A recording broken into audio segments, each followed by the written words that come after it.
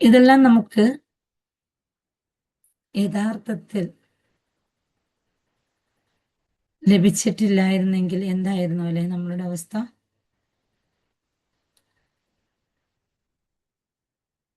നമുക്ക് ഏതൊരു സംഭവവും കൂടെ ഉണ്ടാവുമ്പോൾ അതിനെ പൂർണ്ണമായും ആസ്വദിക്കാനോ പൂർണ്ണമായും അനുഭവിക്കാനോ നമുക്ക് മനസ്സിലാവുന്നില്ല അല്ലെ. എല്ലാം നമ്മളിൽ നിന്ന് നഷ്ടപ്പെട്ടു പോകുന്ന ഒരു സമയത്തായിരിക്കാം നമുക്ക് അതിനെ തിരിച്ചു പിടിക്കാനുള്ള ഒരു ടെൻഡൻസി നമുക്ക് വരുന്നുള്ളത്. അപ്പൊ നമ്മൾ ഇവിടെ കൂടെ ഉണ്ടാകുമ്പോൾ അതിനെ നമ്മൾ തിരിച്ചറിയാനും കൂടെ ഉണ്ടാവുമ്പോൾ അതിനെ സ്നേഹിക്കാനും കൂടെ ഉണ്ടാവുമ്പോൾ അതിനെ പരിചരിക്കാനും നമുക്ക് പറ്റട്ടെ. നമ്മളുടെ ശരീരത്തിലെ ഓരോ അവയവത്തെയും നമുക്ക് വേണ്ട വിധത്തിൽ പരിചരിക്കാനോ വേണ്ട വിധത്തിൽ സ്നേഹിക്കാനോ വേണ്ട വിധത്തിൽ അതിനെ കൊണ്ടു നടക്കാനോ നമുക്ക് പറ്റുന്നില്ല എന്നുണ്ടെങ്കിൽ നമ്മുടെ സ്വന്തം ശരീരത്തിൽ റബ്ബ് സുബ്ഹാനഹു വ തആല തന്നിരിക്കുന്ന ഓരോ അവയവങ്ങളെയും, അത് നമ്മുടെ ബാഹ്യാവയവമായിക്കോട്ടെ അത് നമ്മുടെ ആന്തരിക അവയവമായിക്കോട്ടെ, ഇതിന് നമുക്ക് വേണ്ട വിധത്തിൽ മെയിൻറ്റെയിൻ ചെയ്ത് കൊണ്ടുപോവാൻ നമുക്ക് പറ്റുന്നില്ലെങ്കിൽ ഒരു ശരീരത്തിന്റെ ഉടമയാക്കി അവിടെ ഒരു യജമാനനാക്കി ഒരു യജമാനത്തിയാക്കി അള്ളാഹു നമ്മളെ മാറ്റിയിരിക്കുകയാണ് അല്ലെ. എൻ്റെ ശരീരത്തിന്റെ യജമാനൻ എന്ന് പറയുന്നത്, യജമാനത്തി എന്ന് പറയുന്നത് ഞാനാണ്. അപ്പൊ എൻ്റെ കൺട്രോളിൽ എൻ്റെ ശരീരത്തെ അള്ളാഹു സുബ്ഹാനഹു വ തആല ഏൽപ്പിച്ചിട്ടും അതിനെ പോലും നമുക്ക് നമ്മുടെ കൺട്രോളിൽ കൊണ്ടുവരാൻ പറ്റാതെ, നമ്മളുടെ സ്വന്തം ശരീരത്തെ പോലും നമുക്ക് നമ്മളുടെ കൺട്രോളിൽ കൊണ്ടുവരാൻ വേണ്ടി പറ്റാതെ നമ്മൾ പിന്നെ നമ്മുടെ ചുറ്റുപാടുമുള്ള നമ്മുടെ മക്കളെ ആണെങ്കിലോ അതല്ലെങ്കിൽ നമ്മളുടെ ഇണകളെ ആണെങ്കിലോ അതല്ലെങ്കിൽ നമ്മുടെ പാരൻസിനെ ആണെങ്കിലോ അതല്ലെങ്കിൽ നമ്മുടെ കൊളീഗ്സിനെയോ നെയ്ബേഴ്സിനെയോ ആരും ആയിക്കോട്ടെ, അവരെയെല്ലാം നമ്മൾ നമ്മുടെ നിയന്ത്രണത്തിൽ കൊണ്ടുവരാൻ വേണ്ടി നമ്മൾ ഹാർഡ് വർക്ക് ചെയ്യുന്നുണ്ട്. പക്ഷേ നമ്മളുടെ നിയന്ത്രണത്തിലുള്ള നമ്മളുടെ ശരീരത്തിനെ നമ്മൾ നമ്മളുടെ നിയന്ത്രണത്തിൽ കൊണ്ടുവരാൻ വേണ്ടിയിട്ടുള്ള ഒരു തിരിച്ചറിവ് പോലും നമ്മളിലേക്കില്ല എന്നുള്ളതാണ്. അപ്പൊ സ്വന്തത്തെ തിരിച്ചറിയാത്ത, സ്വന്തത്തിന് വേണ്ടി പ്രവർത്തിക്കാത്ത, സ്വന്തത്തിന് വേണ്ടി സമയം കണ്ടെത്താത്ത ഒരു വ്യക്തിയെ സംബന്ധിച്ചിടത്തോളം പിന്നീട് എങ്ങനെയാണ് മറ്റുള്ളവരിലേക്ക് വേണ്ടി സമയം കണ്ടെത്താനും മറ്റുള്ളവരെ നമുക്ക് പിന്നെ ക്ലിയർ ചെയ്യാനും വേണ്ടി പറ്റുക അല്ലെ. അപ്പൊ ആദ്യം നമുക്ക് നോക്കേണ്ടത് നമ്മിലേക്കാണ്.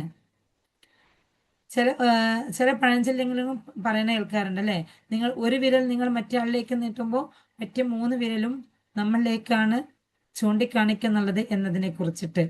അതൊരു കഥയായോ ഒരു പഴഞ്ചൊല്ലായോ പറയുന്നുണ്ടെങ്കിൽ പോലും അതിൽ എത്രമാത്രം യാഥാർത്ഥ്യമുണ്ട്. കാരണം ഓരോന്നും അള്ളാഹു സുബ്ഹാനഹു വ തആല നമുക്ക് വെച്ച് കാണിക്കുന്നുണ്ടെങ്കിൽ, അള്ളാഹു സുബ്ഹാനഹു വ തആല നമുക്ക് വെച്ച് നീട്ടുന്നുണ്ടെങ്കിൽ അതിന്റെ എല്ലാം ഉള്ളിൽ ഓരോ പൊരുളുകളും അള്ളാഹു സുബ്ഹാനഹു വ തആല ഒളിപ്പിച്ചു വെച്ചിരിക്കുന്നുണ്ട് എന്നുള്ളതാണ്.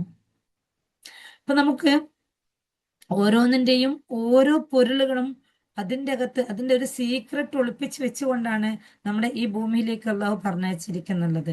കാരണം നമുക്ക് പ്രത്യേകിച്ചിട്ടും ഒരു സ്കൂളിൽ പോയി പഠിക്കാതെ, ഒരു മദ്രസയിൽ പോയി പഠിക്കാതെ, ഏതൊരു വിദ്യാഭ്യാസ സ്ഥാപനത്തിൽ പോയി പഠിക്കാതെ തന്നെ ലൈഫ് പഠിക്കാനുള്ള ഓരോ സംഭവവും ഓരോ ഉപമയായി നമുക്ക് അള്ളാഹു സുബ്ഹാനഹു വ തആല നമ്മളിലേക്ക് വെച്ച് കാണിച്ചിട്ടുണ്ട് എന്നുള്ളതാണ്. പക്ഷെ നമുക്ക് അതിനെ കുറിച്ചിട്ട് പോലും നമുക്ക് തിരിച്ചറിയാൻ വേണ്ടി പറ്റുന്നില്ല എന്നുള്ളതാണ്. അതിൽ നിന്നാണ് നമ്മൾ ഉണ്ടാക്കിയെടുക്കേണ്ട ഒരു സംഭവം സെൽഫ് ലവ് എന്ന് പറയുന്നത്. അപ്പൊ എന്താണ് സെൽഫ് ലവ്? നമ്മൾ നമ്മളെ ഇഷ്ടപ്പെടുക, നമ്മൾ നമുക്ക് വേണ്ടി ജീവിക്കുക എന്നുള്ളത്. അപ്പൊ നമ്മൾ നമ്മളെ ഇഷ്ടപ്പെട്ട് നാം നമുക്ക് വേണ്ടി ജീവിക്കുമ്പോൾ ചിലപ്പോഴെങ്കിലും വിചാരിക്കും, അത് ശരിയാണോ? നാം നമുക്ക് വേണ്ടിയിട്ടാണോ ജീവിക്കേണ്ടത്? നമ്മൾ ജീവിക്കേണ്ടത് മറ്റുള്ളവർക്ക് വേണ്ടിയിട്ടല്ലേ അല്ലേ? നമ്മൾ മറ്റുള്ളവർക്ക് ഹിദ്മത്ത് ചെയ്തു കൊടുത്തിട്ടും മറ്റുള്ളവരെ നന്മയ്ക്ക് വേണ്ടി പ്രവർത്തിച്ചിട്ടും മറ്റുള്ളവർക്ക് വേണ്ടിയിട്ടല്ലേ? അപ്പൊ ഇങ്ങനെ നാം നമുക്ക് വേണ്ടി ജീവിക്കുക എന്നുള്ളത് ശരിയാണോ എന്നുള്ളൊരു ക്വസ്റ്റ്യൻ ചിലപ്പം നിങ്ങളുടെ ഉള്ളിൽ വന്നേക്കാം. എന്നാൽ നാം നമുക്ക് വേണ്ടി ജീവിക്കുക എന്ന് പറയുന്നതിന്റെ അർത്ഥം അതൊരു അഹങ്കാരിയായിട്ടോ മറ്റുള്ളവരെ അനുസരിക്കാതെയോ മറ്റുള്ളവരെ അംഗീകരിക്കാതെയോ ജീവിക്കുക എന്നുള്ളതല്ല. പകരം നാം നമ്മൾക്ക് വേണ്ടി ജീവിക്കുക എന്ന് പറയുമ്പോൾ അള്ളാഹു സുബ്ഹാനഹു വ തആല എന്നിൽ തന്നിരിക്കുന്ന, എന്നെ യജമാനത്തിയാക്കി വെച്ച് എന്നിലേക്ക് ഏൽപ്പിച്ചിരിക്കുന്ന കുറച്ച് കാര്യങ്ങളുണ്ട്.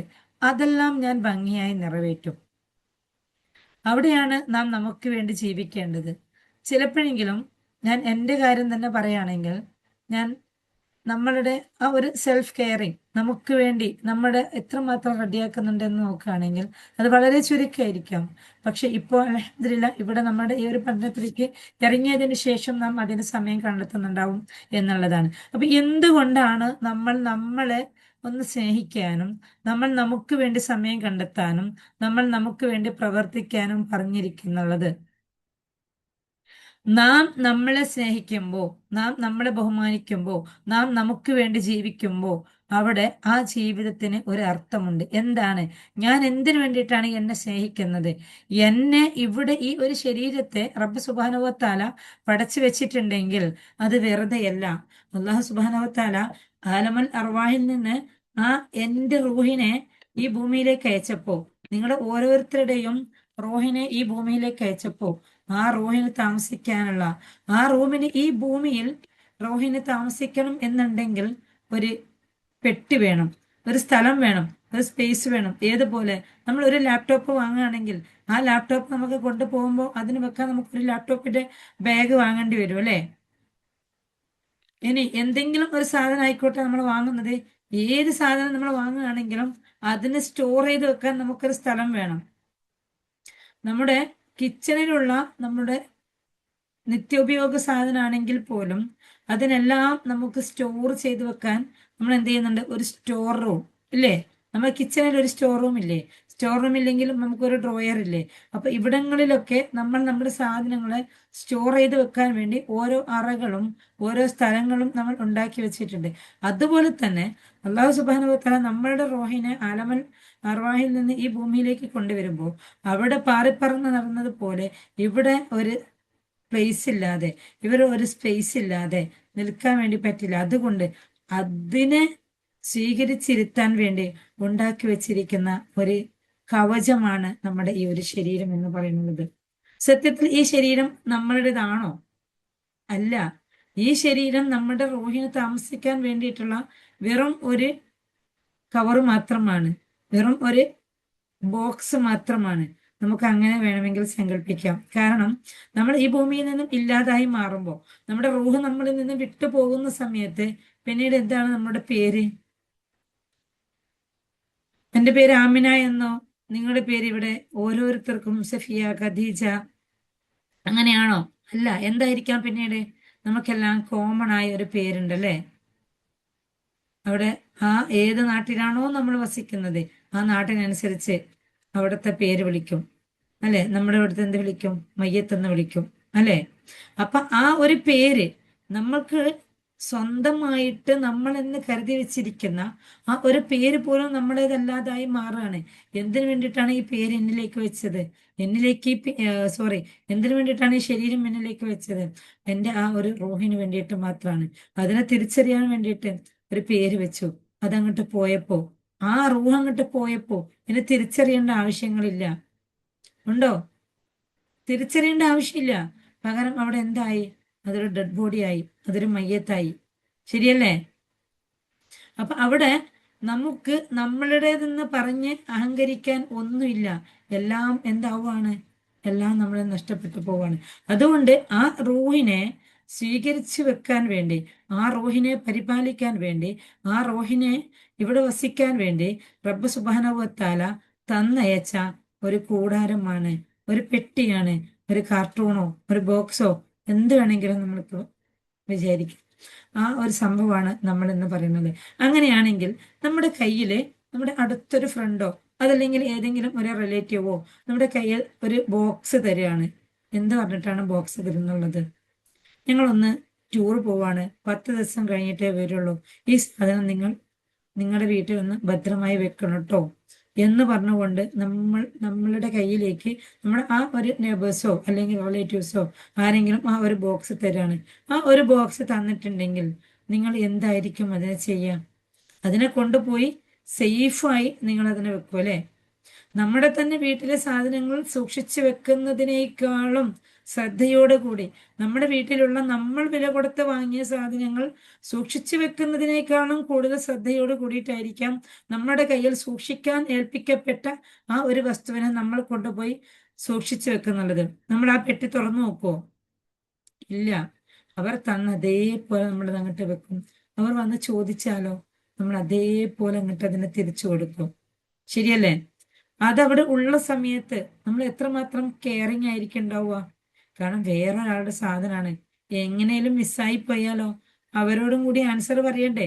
നമ്മുടെ സാധനം മിസ്സായ പോലെയാണോ? അല്ല.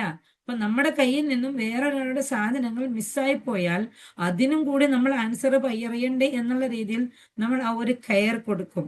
അത്രക്കും ആ ഒരു വസ്തുവിനെ നമ്മുടെ കയ്യിൽ മറ്റുള്ളവർ ഏൽപ്പിക്കപ്പെട്ട ആ ഒരു വസ്തുവിന് കൊടുക്കുന്ന ഒരു കെയർ പോലും ആ ഒരു റൂഹിനെ ഏൽപ്പിക്കപ്പെട്ട അല്ലാഹു സുബ്ഹാനഹു വ തആല എന്നിൽ ഏൽപ്പിക്കപ്പെട്ടിരിക്കുന്ന ഇതിനെ അള്ളാഹു എന്നെങ്കിലും തിരിച്ചു ചോദിക്കും.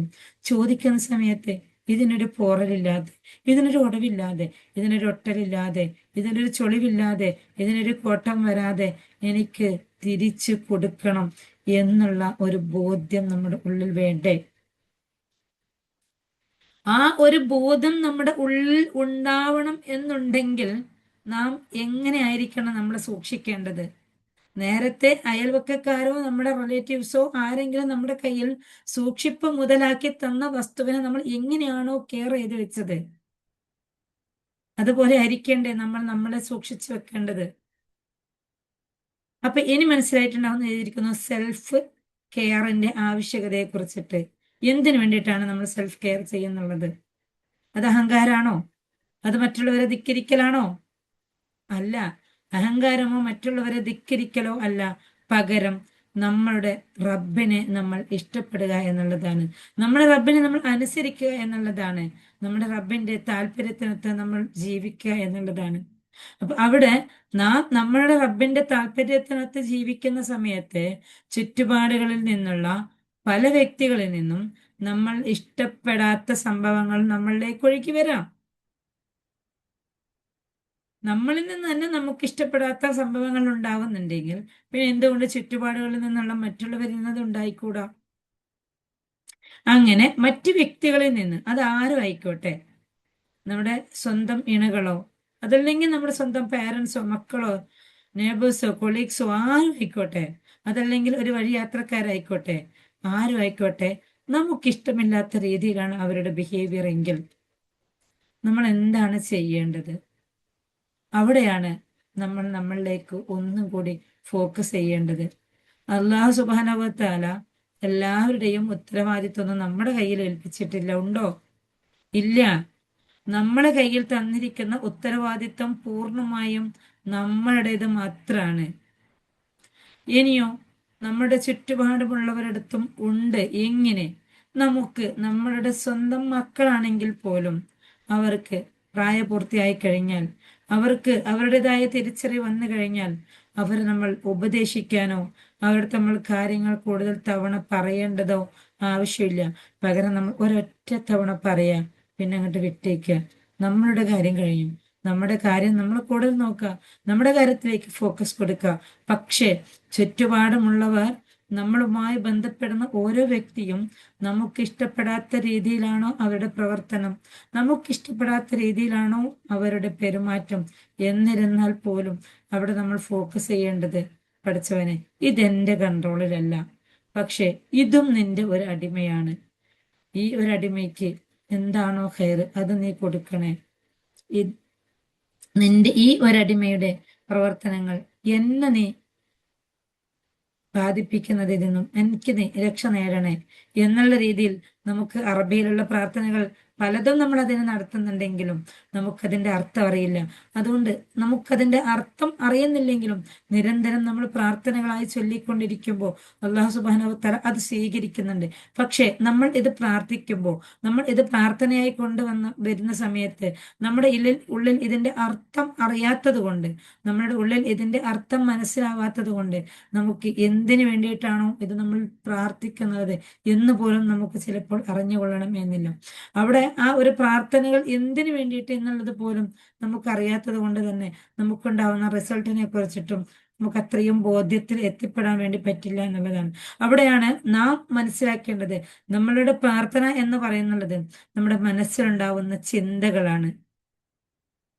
നമ്മളുടെ പ്രാർത്ഥന എന്ന് പറയുന്നുള്ളത് നമ്മളുടെ മനസ്സിൽ ഉണ്ടാവുന്ന ചിന്തകളാണ്.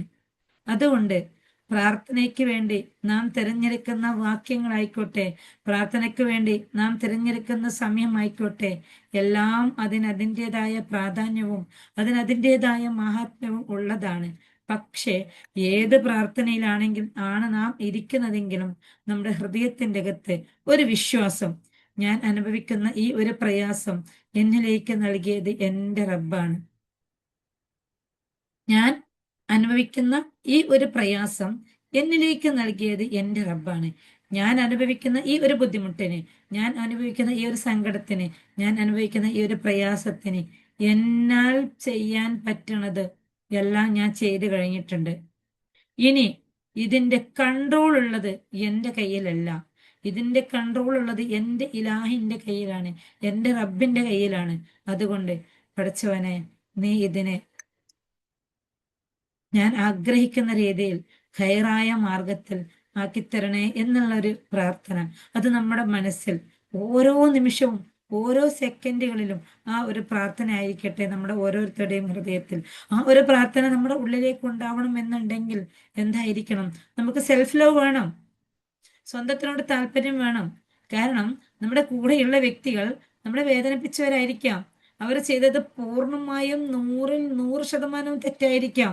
കാരണം നാം പഠിച്ചത് വെച്ച് നോക്കുമ്പോൾ, നാം അറിഞ്ഞത് വെച്ച് നോക്കുമ്പോൾ അവർ ചെയ്യുന്ന ഓരോ പ്രവർത്തനങ്ങളും 100% തെറ്റായിരിക്കാം. പക്ഷെ അവർ നമ്മളോട് ചെയ്യുന്നുള്ളത്, അവർ നമ്മളെ വേദനിപ്പിക്കുന്നുള്ളത് ചിലപ്പോ ഒരു ദിവസത്തിൽ ഒരു പ്രാവശ്യമായിരിക്കാം. എല്ലാ ദിവസവും അവർ നമ്മളെ വേദനിപ്പിക്കുന്നുണ്ടെന്ന് വിചാരിച്ചോ, പക്ഷെ ചിലപ്പോൾ അതിൽ ഒരു ദിവസത്തിൽ ഒരു പ്രാവശ്യമായിരിക്കാം, അതല്ലെങ്കിൽ ഒരു ദിവസത്തിൽ 10 പ്രാവശ്യമായിരിക്കാം. ഒരു ദിവസത്തിൽ ഒരു പ്രാവശ്യമോ അതല്ലെങ്കിൽ ഒരു ദിവസത്തിൽ 10 പ്രാവശ്യമോ ആയിരിക്കാം അവർ നമ്മളുടെ കൂടെയുള്ള ആരും ആയിക്കോട്ടെ നമ്മളെ വേദനിപ്പിക്കുന്നുള്ളത്. പക്ഷേ ആ വ്യക്തികൾ നമ്മളെ ഒരു ദിവസത്തിൽ ഒരു പ്രാവശ്യമോ 10 പ്രാവശ്യമോ വേദനിപ്പിച്ചിട്ടുണ്ടെങ്കിൽ നാം ആണ് നമ്മളെ ഒരു ദിവസത്തിൽ കൂടുതൽ തവണ വേദനിപ്പിച്ചു കൊണ്ടിരിക്കുന്നുള്ളത്. അവിടെയാണ് നമ്മുടെ സെൽഫ് ലവിന്റെ പ്രാധാന്യം കിടക്കുന്നുള്ളത്. ഒരാൾ നമ്മളെ എന്തെങ്കിലും വാക്കുകൊണ്ടോ പ്രവൃത്തി കൊണ്ടോ നോട്ടം കൊണ്ടോ വേദനിപ്പിച്ചിട്ടുണ്ടെങ്കിൽ നാം എന്ത് ചെയ്യാണ്? അതിനെ മനസ്സിലിട്ട് താലോലിക്കുകയാണ്.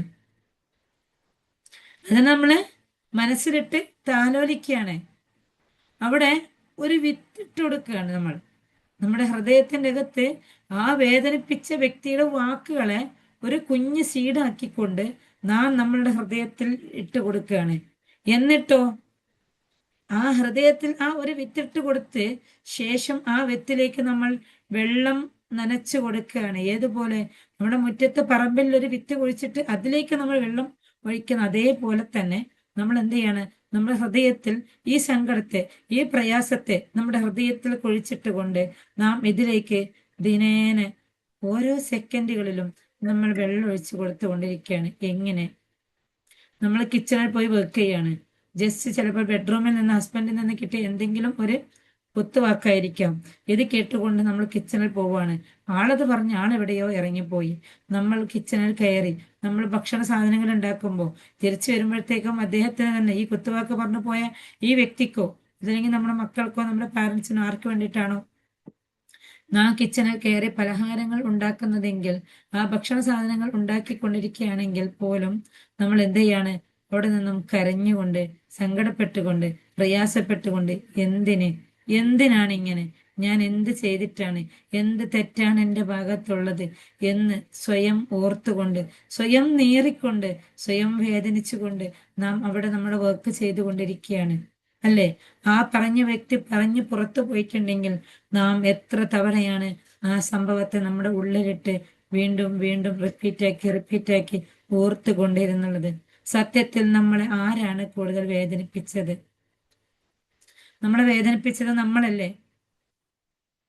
നമ്മൾ എത്ര തവണ ആ സംഭവത്തെ ഓർക്കുന്നുവോ അത്രയും തവണ നമ്മൾക്ക് ഫീൽ ആവുന്നുണ്ട്, നമ്മൾ കരയുന്നുണ്ട് ഇല്ലേ? നമ്മൾക്ക് ഫീലായി, നമ്മൾ കരഞ്ഞ്, നമ്മൾ സങ്കടപ്പെട്ട് ആ സംഭവത്തെ നമ്മൾ വീണ്ടും വീണ്ടും ഓർത്തെടുക്കും തോറും നാമാണ് നമ്മളെ സങ്കടപ്പെടുത്തിക്കൊണ്ടിരിക്കുന്നത്. അവിടെയാണ് പറഞ്ഞു വന്നത്, നമുക്ക് നമ്മളോട് ഇഷ്ടമില്ല എന്നുള്ളതാണ്. നാമാണ് നമ്മളെ വേദനിപ്പിച്ചു കൊണ്ടിരിക്കുന്നത്. അതിൽ ചെറിയൊരു ഉദാഹരണം കൂടി പറഞ്ഞു തന്നിട്ട് നമുക്ക് ഇന്നത്തെ ക്ലാസ് വൈൻഡപ്പ് ചെയ്യാം. നമ്മുടെ വിരല് ഇന്നൊരു തക്കാളി അരിയുമ്പോൾ അല്ലെങ്കിൽ ഇന്ന് എന്തെങ്കിലും ഒന്ന് കട്ട് ചെയ്യുന്ന സമയത്ത് നമ്മുടെ വിരലൊന്ന് മുറിഞ്ഞു. നമ്മുടെ ഈ ഒരു വിരലൊന്ന് മുറിഞ്ഞപ്പോൾ നമ്മുടെ അടുത്ത വീട്ടിൽ ആരെങ്കിലും ഒന്ന് വന്ന് കാണുന്ന സമയത്ത് നമ്മൾ ആ മുറിഞ്ഞ വിരലേക്ക് ജസ്റ്റ് ഒരു പ്ലാസ്റ്റർ ഇട്ടിട്ടുണ്ടായിരുന്നു. നല്ല മുറിവുണ്ടായിരുന്നു, എന്തെങ്കിലും എടുക്കുമ്പോൾ തട്ടിപ്പോകരുത് എന്ന് കരുതി ജസ്റ്റ് ഒരു പ്ലാസ്റ്റർ ചുറ്റിയിട്ടുണ്ടായിരുന്നു. ഇവർ വരുന്ന സമയത്ത് ചോദിച്ചു എന്താണ് കയ്യിൽ പറ്റിയത് എന്ന്. നമ്മൾ എന്താണ് പറയാ? കയ്യിൽ എന്താണ് പറ്റിയെന്ന് പറയുമ്പോൾ അതൊന്നും പറയണ്ട, രാവിലെ നിന്നത് കട്ട് ചെയ്യുന്ന സമയത്ത് ഒന്നറിയാതെ കത്തി കൊണ്ട് കുറച്ച് ഡീപ്പായിട്ട് അങ്ങോട്ട് മുറി വന്നു പോയി എന്ന് പറയും അല്ലെ? പകരം എന്താണ് പറ്റിയെന്ന് പറയുമ്പോൾ നമ്മൾ കത്തി എടുക്കുക, വീണ്ടും നേരത്തെ കട്ട് ചെയ്ത സാധനം എടുക്കുക, എന്നിട്ട് അത് വെച്ച് മുറിക്കുക. ആ സമയത്ത് ഇങ്ങനെയാണ് മുറിഞ്ഞതെന്ന് കാണിച്ചു കൊടുക്കുക. രണ്ടാമത് വേറൊരാൾ വന്ന് ചോദിക്കുന്നു, വീണ്ടും മുറിഞ്ഞത് കാണിച്ചു കൊടുക്കുന്നു. ഒരു 10 ആള് വന്ന് നമ്മുടെ അടുത്ത് ചോദിക്കുന്ന സമയത്ത് 10 പ്രാവശ്യം നമ്മുടെ ഈ വിരൽ മുറിഞ്ഞത് കാണിച്ചു കൊടുത്താലുള്ള അവസ്ഥ ഒന്ന് ചിന്തിച്ചു നോക്കൂ. നമ്മൾ ആരെങ്കിലും ചെയ്യും അങ്ങനെ? ഇല്ല. സ്വയബുദ്ധിയുള്ള, തിരിച്ചറിവുള്ള നമ്മൾ ആരും അത് ചെയ്യില്ല അല്ലെ? നമ്മൾക്ക് എന്ത് പറ്റിയെന്ന് ചോദിക്കുന്ന സമയത്ത് ആ പറ്റിയതിന് നമ്മൾ മുറിച്ച് കാണിച്ചു കൊടുക്കില്ല. എന്തുകൊണ്ട്? നമുക്ക് മുറിച്ചാൽ വീണ്ടും വീണ്ടും വേദനയാവും. ചിലപ്പോൾ ആ വിരല് തന്നെ നമുക്ക് ഇല്ലാതായി വരും. അത് തന്നെയാണ് നമ്മൾ ഇവിടെയും ചെയ്യുന്നത്. നമ്മുടെ ഹൃദയത്തെ മുറിച്ചു പോയിരിക്കുകയാണ്. ആര്? നമ്മുടെ കൂടെയുള്ള ഏതൊരു വ്യക്തി ആയിക്കോട്ടെ, അദ്ദേഹം ഒരു മുറി അങ്ങോട്ട് മുറിച്ചു പോയിരിക്കുകയാണ്. പക്ഷേ ആ ഒരു മുറിവിനെ നമ്മളോട് ആരൊക്കെയാണോ വന്ന് സംസാരിക്കുന്നത്, അതല്ലെങ്കിൽ ആരോടൊക്കെയാണോ നമ്മൾ ഒന്ന് അങ്ങോട്ട് ടോക്ക് ചെയ്യുന്നുള്ളത്, അങ്ങനെ നമ്മൾ കോൺവെർസേഷനിൽ ഏർപ്പെടുന്ന ഓരോ സമയത്തും നമ്മൾക്ക് പറയാൻ പറ്റുന്ന ഓരോ വ്യക്തികളോടും നമ്മുടെ പ്രയാസങ്ങളെ നമ്മൾ പറയാണ്. അത് അനുഭവത്തോടെ, ഫീലോടെ, അതങ്ങോട്ട് ഫീൽ ചെയ്തുകൊണ്ട് പറയാണ് നമ്മൾ. ആ പറയുമ്പോൾ നമ്മൾ ആ സമയത്ത് അനുഭവിച്ച അതേ അവസ്ഥയായിരിക്കാം, ആ സമയത്ത് അനുഭവിച്ച അതേ ഫീലായിരിക്കാം നമ്മൾ കരഞ്ഞുകൊണ്ട്. നമ്മൾ എന്ത് ചെയ്യാണ്? വീണ്ടും അന്നുണ്ടായ ആ ഒരു മുറിവിനെ വീണ്ടും നമ്മൾ മുറിക്കുകയാണ് നമ്മുടെ ഹൃദയത്തെ. ഇനി അതെല്ലാം കഴിഞ്ഞ് നമ്മൾ വെറുതെ ഇരിക്കുമ്പോൾ അതെല്ലാം നമ്മുടെ ഉള്ളിലേക്ക് ഒരു ഓർമ്മയായി വരികയാണ്. അപ്പോഴും നമ്മൾ മുറിക്കുകയാണ് നമ്മുടെ ഹൃദയത്തെ. നമ്മൾ ഈ വിരൽ മുറിക്കുമ്പോൾ നമുക്ക് വേദന ഉണ്ടെങ്കിൽ അതേപോലെ ഈ ഹൃദയത്തെ മുറിക്കുമ്പോഴും വേദനിക്കുന്നുള്ളത് നമ്മൾ അറിയുന്നില്ല. അപ്പൊ അവിടെയാണ് നമ്മൾ ഇനി മുറിവേൽപ്പിക്കരുത്. നമ്മൾ മുറിവേൽപ്പിക്കാതെ നാം നമുക്ക് വേണ്ടി ജീവിക്കുക എന്നുള്ളത്. ഇൻഷാ അല്ലാഹ് നമുക്ക് ഓരോരുത്തർക്കും ഇനിയുള്ള ദിവസങ്ങളിൽ നമുക്ക് വേണ്ടി ജീവിക്കാൻ വേണ്ടി പറ്റട്ടെ. അതിനു വേണ്ടിയിട്ട് നമുക്ക് ഒരു അഫർമേഷൻസ് ഞാൻ നിങ്ങൾക്ക് പറഞ്ഞുതരാം. ആവശ്യമുള്ളവർ അത് എഴുതി വെക്കാം. ഇപ്പൊ എഴുതി വെക്കാൻ പറ്റുന്നില്ലെങ്കിൽ റെക്കോർഡ് കേട്ട് എഴുതി വെക്കാം. ദിനേന ഒരു 33 പ്രാവശ്യമെങ്കിലും നിങ്ങളത് ലൈഫിൽ അപ്ലൈ ചെയ്യാൻ പ്രാക്ടീസ് ചെയ്ത് നോക്കുക.